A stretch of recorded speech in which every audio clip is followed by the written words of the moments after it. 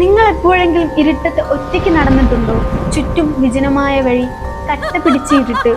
പെട്ടെന്ന് നിങ്ങളുടെ പുറകിൽ നിന്ന് ഒരു കാൽച്ചിലമ്പിന്റെ ശബ്ദം കേൾക്കുന്നു. നിങ്ങൾ തിരിഞ്ഞു നോക്കുന്നു, ആരുമില്ല.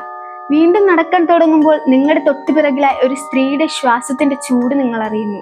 കേൾക്കുമ്പോൾ തന്നെ അല്പം ഭയം തോന്നുന്നില്ലേ? എന്നാൽ നൂറ്റാണ്ടുകൾക്ക് മുൻപ് നമ്മുടെ കേരളത്തിൽ തെക്കൻ തിരുവിതാംകൂറിലെ ജനങ്ങൾ ദിവസേന അനുഭവിച്ചിരുന്ന ഭീതിയുടെ കഥയാണിത്.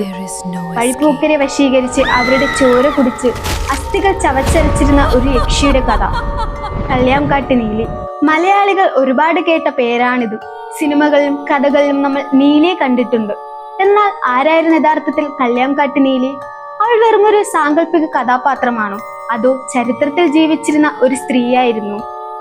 വഞ്ചനയുടെയും പ്രണയത്തിന്റെയും ഒടുവിൽ ചോരയിട്ടുന്ന ക്രൂരമായ പ്രതികാരത്തിന്റെയും കഥയാണ് നീലിയുടേത്. നമ്മൾ ഈ വീഡിയോയിൽ കാണാൻ പോകുന്നത് കേരളത്തെ നൂറ്റാണ്ടുകളോളം ഭയപ്പെടുത്തിയ ഈ ചോരക്കഥയുടെ ആഴങ്ങളിലേക്കാണ്.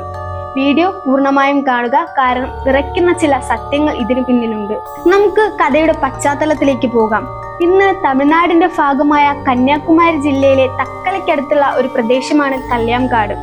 നൂറ്റാണ്ടുകൾക്ക് മുൻപ് ഇത് പഴയ തിരുവിതാംകൂർ രാജ്യത്തിന്റെ ഭാഗമായിരുന്നു. അക്കാലത്ത് പത്മനാഭപുരം കൊട്ടാരത്തിലേക്ക് പോകുന്ന പ്രധാന കാട്ടുപാത കടന്നുപോയിരുന്നത് ഈ കല്യാംകാട്ടിലൂടെയാണ്. ഇന്നത്തെ പോലെ റോഡുകളോ തെരുവിളക്കുകളോ അന്നുണ്ടായിരുന്നില്ല. ഇരുവശവും വൻവൃക്ഷങ്ങളും വള്ളിപ്പടർപ്പുകളും നിറഞ്ഞ ഭയപ്പെടുത്തുന്ന കാട്. പകൽ സമയത്ത് പോലും സൂര്യപ്രകാശം മണ്ണിൽ വീഴാത്ത അത്രയും വന്യമായ പ്രദേശം.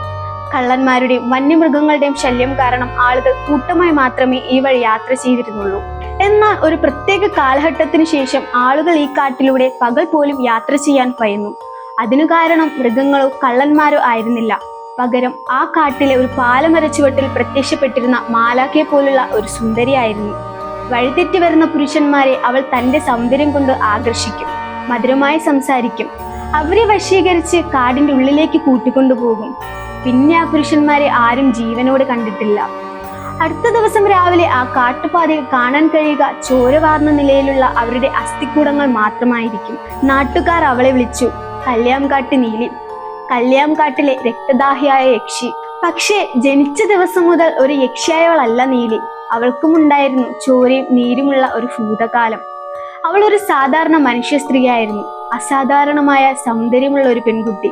ചില പഴയ തെക്കൻ പാട്ടുകളിൽ പറയുന്നത് അവൾ ഒരു ദേവദാസി അല്ലെങ്കിൽ ഒരു നർത്തകി ആയിരുന്നു എന്നാണ്. ചില കഥകളിൽ അവൾ ഗ്രാമത്തിൽ ഒരു സാധാരണ കന്യകയായിരുന്നു.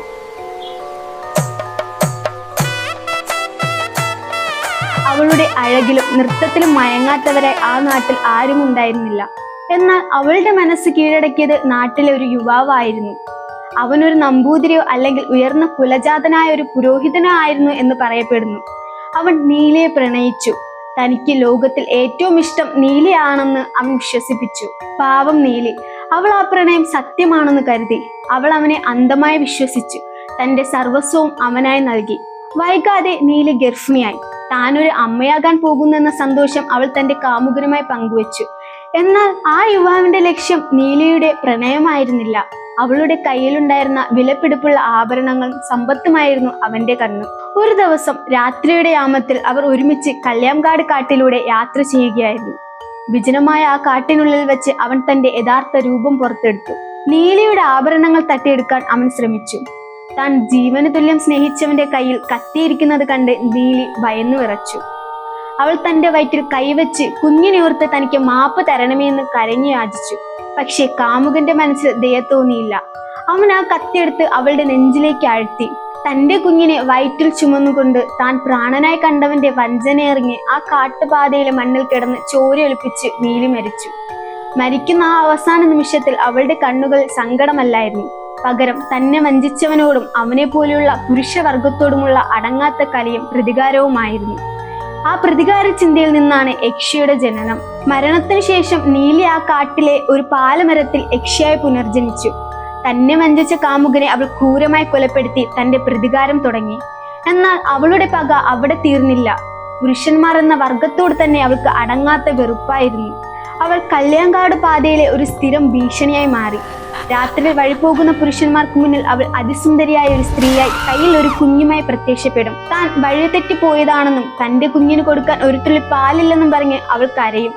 ആ സൗന്ദര്യത്തിനും വ്യാജമായ കണ്ണീരിൽ വീഴാത്ത പുരുഷന്മാർ അന്നുണ്ടായിരുന്നില്ല.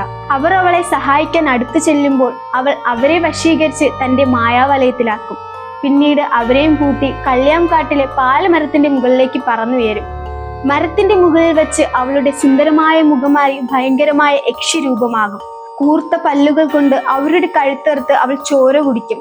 മാംസം മുഴുവൻ തിന്ന് അസ്ഥികൾ താഴേക്കെറിയും. വർഷങ്ങളോളം തിരുവിതാംകൂറിനെ വിറപ്പിച്ച ക്രൂരമായ ഒരു കാലഘട്ടമായിരുന്നത്. മഹാരാജാവിന് പോലും ഈ യക്ഷിയെ ഭയന്ന് ആ വഴി ആളുകൾ പോകുന്നത് തടയേണ്ടി വന്നു. നീലിയുടെ ഈ അക്രമം അതിര് കടന്നപ്പോൾ ഇതിനൊരു ശാശ്വത പരിഹാരം കാണാൻ നാട്ടുകാർ തീരുമാനിച്ചു. അങ്ങനെയാണ് അവർ അക്കാലത്തെ ഏറ്റവും പ്രശസ്തനായ മഹാമന്ത്രവാദിയെ സമീപിക്കുന്നത്, സൂര്യകാലടി ഭട്ടതിരി. നീലിയെ തളയ്ക്കുക എന്ന ദൗത്യവുമായി ഭട്ടതിരി കള്ളിയാംകാട്ടിലേക്ക് പുറപ്പെട്ടു. സാധാരണക്കാരെ പോലെയല്ല, ഭട്ടതിരിക്ക് വലിയ മന്ത്രശക്തി ഉണ്ടെന്ന് നീലിക്ക് അറിയാമായിരുന്നു. അതുകൊണ്ട് അവൾ ഭട്ടതിരിയെ നേരിടാൻ ഒരു തന്ത്രം പ്രയോഗിച്ചു. വഴിയിൽ വെച്ച് അതിമനോഹരമായ ഒരു പെൺരൂപം സ്വീകരിച്ച് അവൾ ഭട്ടതിരിയുടെ മുന്നിൽ ചെന്നു. തന്നെ രക്ഷിക്കണമെന്ന് അപേക്ഷിച്ചു. എന്നാൽ ഭട്ടതിരി തന്റെ ദിവ്യ ദൃഷ്ടിയാൽ മുന്നിൽ നിൽക്കുന്നത് സാധാരണ സ്ത്രീയല്ല, കള്ളിയാംകാട്ട് നീലിയാണെന്ന് മനസ്സിലാക്കി. അദ്ദേഹം ഭയന്നില്ല. തന്റെ കയ്യിലുണ്ടായിരുന്ന മന്ത്രശക്തി ആവാഹിച്ച ആണി അദ്ദേഹം പുറത്തെടുത്തു. ഭട്ടതിരി തന്നെ തളയ്ക്കാൻ പോവുകയാണെന്ന് മനസ്സിലാക്കിയ നീലി തന്റെ ഭയങ്കരമായ യക്ഷിരൂപം പുറത്തെടുത്ത് അദ്ദേഹത്തെ ആക്രമിക്കാൻ തുടങ്ങി. കാറ്റും കൊടുങ്കാറ്റും നിറഞ്ഞ ആ ഭീകരമായ രാത്രി മന്ത്രാചാരണങ്ങളുടെ ശക്തിയാൽ ഭട്ടതിരി നീലിയെ കീഴ്പ്പെടുത്തി. കള്ളിയാംകാട്ടിലെ ആ വലിയ പാലമരത്തിൽ വെച്ച് മന്ത്രം ജപിച്ച ആണി നീലിയുടെ നെറ്റിയിലേക്ക് അദ്ദേഹം അടിച്ചു കയറ്റി. അതോടെ അവളുടെ മന്ത്രശക്തികൾ നഷ്ടപ്പെടുകയും അവൾ ആ മരത്തിൽ തളയ്ക്കപ്പെടുകയും ചെയ്തു എന്നാണ് ചരിത്രം പറയുന്നത്. ചില കഥകൾ പറയുന്നത് അവൾക്ക് പിന്നീട് മോക്ഷം കിട്ടി എന്നാണ്. കള്ളിയാംകാട്ട് നീലിയുടെ കഥ ഇവിടെ അവസാനിക്കുകയാണ്. ഇന്നും തെക്കൻ കേരളത്തിലെ ചില ഉൾഗ്രാമങ്ങളിൽ രാത്രികാലങ്ങളിൽ പാലപ്പൂവിന്റെ മണം വരുമ്പോൾ ആളുകൾ ഓർക്കുന്നത് നീലിയെയാണ്. വഞ്ചിക്കപ്പെട്ട ഒരു സ്ത്രീയുടെ പ്രതികാരം എത്രത്തോളം ഭയങ്കരമായിരിക്കുമെന്നതിന്റെ പ്രതീകമാണ് കള്ളിയാംകാട്ട് നീലി. ഈ കഥയെക്കുറിച്ച് നിങ്ങളുടെ അഭിപ്രായം എന്താണ്? ഇത് വെറുമൊരു മിഥ്യയാണോ അതോ സത്യമാണോ? താഴെ കമന്റ് ചെയ്യും. വീഡിയോ ഇഷ്ടപ്പെട്ടെങ്കിൽ ലൈക്ക് ചെയ്യാൻ, ഇതുപോലുള്ള കൂടുതൽ മിസ്റ്ററി വീഡിയോകൾക്കായി ചാനൽ ഇപ്പോൾ തന്നെ സബ്സ്ക്രൈബ് ചെയ്യാൻ മറക്കരുത്. മറ്റൊരു ഭയപ്പെടുത്തുന്ന ചരിത്രവുമായി വീണ്ടും കാണാം. നന്ദി.